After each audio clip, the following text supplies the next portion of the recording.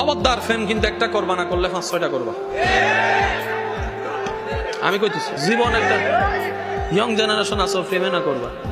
হ্যাঁ, তবে বউ যদি ফেরেশ চাও প্রেম করা বন্ধ করো। হুজুর কাহিনী তো বুঝলাম না। আমি প্রেম করো কয়টা, বিয়ে করবা কয়টা, এই একটা কি 5টার ভিতরে করবা নাকি বাইর থেকে? এ তারাই বুঝে বাইর থেকে।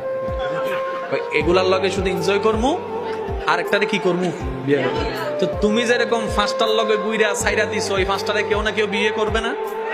তুমি যারা বিয়ে করবা তারাও তো কেউ না কেউ সাইরা দিছে। এখন কি তা করিবা? তুমি যেমন অন্যের সারাটারে করবা, তোমার সারাটারে অন্য কেউ করবে।